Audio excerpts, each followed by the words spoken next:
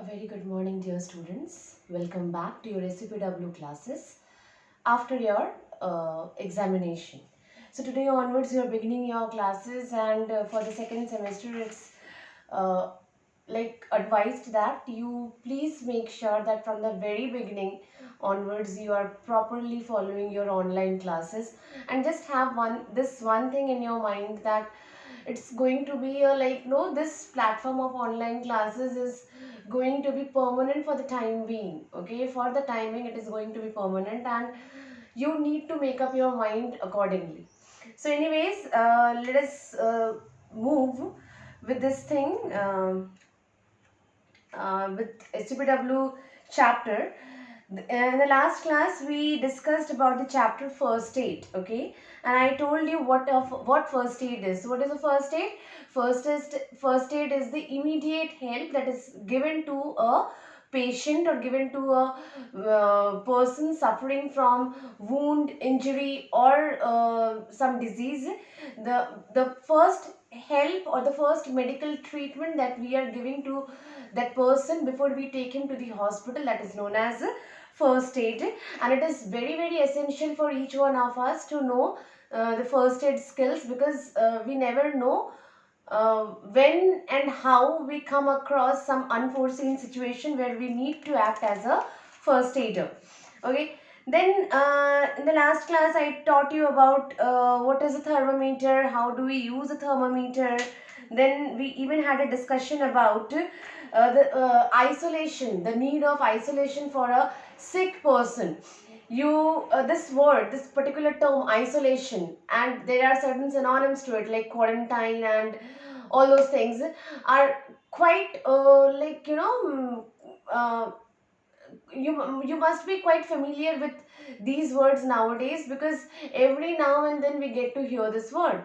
Isolation plays a very crucial role, because the moment you isolate a person, what happens, the chances of spreading that disease from one person to the other comes to a halt.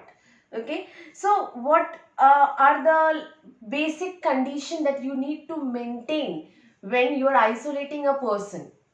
Okay, then we even had a discussion about the kind of food that we should provide to a sick person. And after all those things, that is like a quick recapitulation of whatever we had discussed in the previous class regarding this chapter first aid. So today I'll begin with the topic communicable diseases. If you have the book, SCPW book with you, it is given on page number 20. So communicable diseases are the diseases which are basically spreading from one person to the other. A communicable disease is one in which the causative agent or organism is passed or carried from one person to the other. You all might have done this in biology in the junior classes, that diseases are broadly classified or categorized into two categories: communicable and non-communicable diseases. Communicable diseases are the ones which spread from one person to the other, whereas non-communicable diseases are the ones which do not spread from one person to the other. If I talk about the coronavirus, the COVID-19 virus, that has actually made all of us home locked. Well, we all are in home arrest or house arrest because of this particular virus. This is also a communicable disease. And how do we know that? It's clearly told every day in the newspaper that it spreads like it is gradually becoming airborne. Then there is another term that you might have often heard in the news. The term is it is basically said that the disease is in community spread stage, it is not in community spread stage. So what is this community spread? This community spread is nothing but the disease being in a stage of communicable, where it easily passes from one person to the other. Okay, now communicable diseases can be studied under the following headings. What are the diseases spread by ingestion, like typhoid, cholera, polio? Okay, then diseases spread by breathing. Okay, diphtheria, smallpox, chickenpox, flu, whooping cough, pneumonia, tuberculosis, common cold. Common cold. This COVID-19 is nothing but it's a variant of common cold, where you'll have all the symptoms of common cold, but gradually it becomes deadly if your immune system is weak. Then diseases carried by insect. You might be well aware of the disease like malaria, dengue. Then all these are what? All these are diseases carried by insects.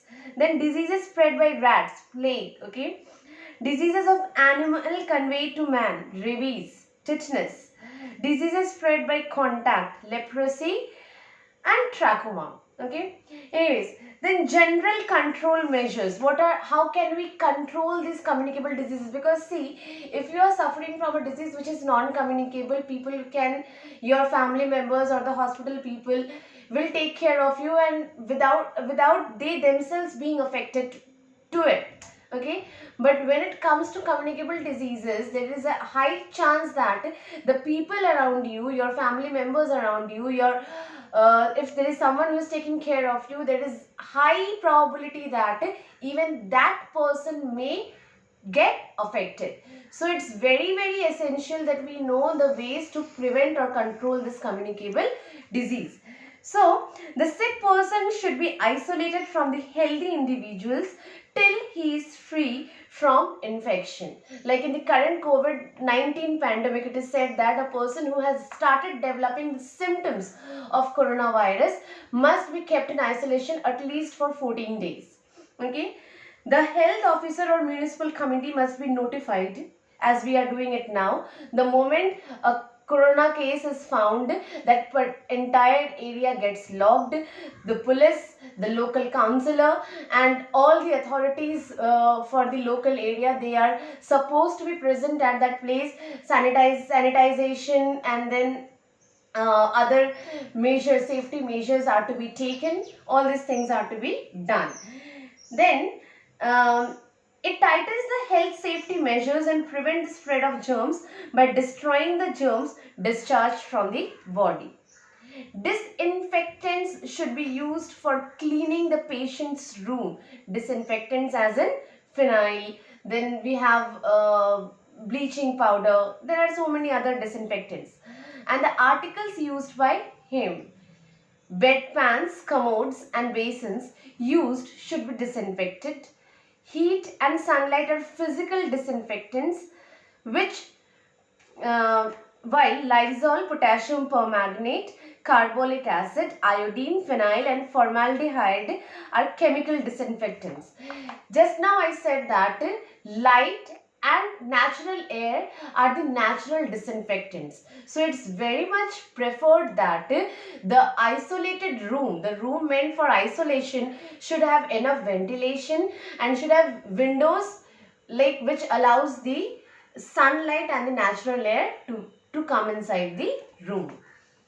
The authorities should educate the public about the mode of spread of disease, the prevention and control measures that should be exercised. Now in this aspect, I would like to tell you something which is very much pertaining to the present situation. You might have seen, no, nowadays whenever we make a call, there is a recording being played which says that in case of coronavirus, if we have any corona patient around us, how should we react? Okay, and how should we keep ourselves away from the disease? How should we protect ourselves from the disease? There are certain measures being told, like we should wear the mask, we should have like we should avoid moving out. Then whatever food we are having, that should be warm enough, okay, fresh enough, and food also should be cooked well. Then there are certain, then we must try to have lukewarm water, and all those things are being told every now and then. Okay, so this is what, this is actually a process of educating and awareing the people, okay, regarding the disease. And if we do not have a cure for something, the better way is to prevent ourselves from that thing. You might have heard that saying, no, prevention is better than cure.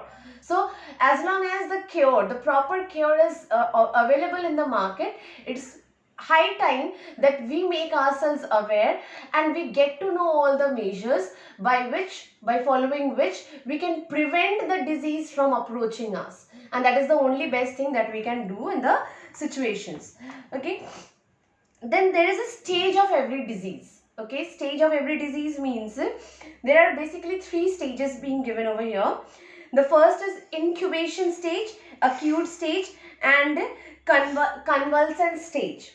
Now, what is incubation stage? Incubation stage is the time period when the bacteria or the germ or the virus starts multiplying within your body. It enters your body and it starts multiplying, and it starts to, like, it is approaching, heading towards completion of its cycle. The moment it completes its one cycle of incubation, you will start developing symptoms for that particular disease in your body. See, incubation stage, it takes time for a germ to enter the body and start producing toxins. Thus, it will take some time for the symptoms of the disease to appear. For example, if you have been in contact with a COVID-19 patient, it's not on the very same day you will start developing the symptoms. It's gradually, only on the, maybe on the 7th or 8th day, that the incubation, because it's as far as it has been told by who, 14 days is the incubation period. Okay, so gradually what happens, 7th or 8th day, when the virus is about to finish its incubation stage, you will start developing the symptoms, 7th or 8th day. This interval of time is called the incubation period. The body also prepares antitoxin to fight with the toxins. If the immunity system is strong, a person may not get the disease or may suffer from a mild attack only. It has been clearly told, okay, for this present deadly virus, it has been clearly told that those who are very, very immune may often go asymptomatic. What is asymptomatic? They might not develop any symptoms. But that is also dangerous, because their immunity power is strong, so they themselves will not be affected. But what would happen? There might be people around them with low immunity power, and when this man unknowingly, when he comes in contact with those other people, he might give them the virus, and they may get like, it might be harsh for them. The virus might turn harsh for them. So if it is always preferred, or it is always suggested that have healthy food and follow all the norms that is essential for developing your immunity. If you have strong immunity, you will not suffer, or even if you suffer, it will be very easy for you to, like, it will be easy for you to recover from that disease. Because if your immunity power is strong, the moment a foreign particle enters your body, the body will readily start developing antitoxins for that against that foreign particle or foreign germ. The more the number of antitoxins, or the more the number of antivirus produced in your body, the quickly will you be recovering. Then acute stage. In this stage, the symptoms and severity of the disease increases. The body continues fighting against the disease. Okay.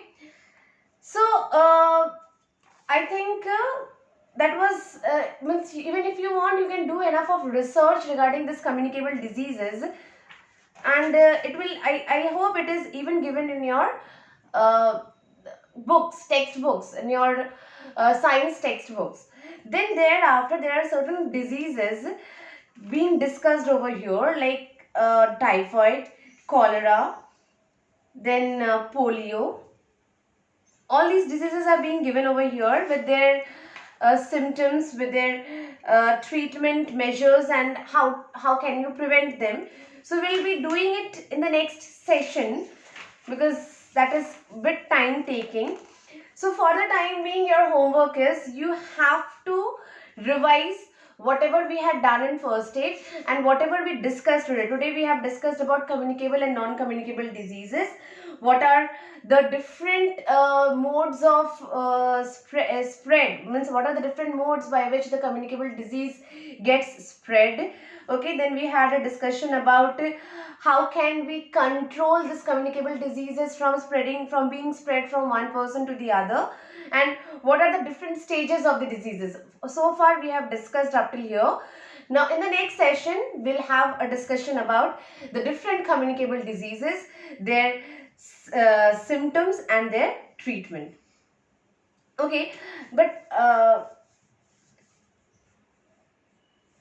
okay, fine. Okay, fine. We'll be discussing it in the next class. And one more stage of the disease is left, that is complacent stage, that I'll teach you when we have already discussed about the diseases. Okay, when we have already discussed about few of the communicable diseases, I'll tell you what this complacent stage is.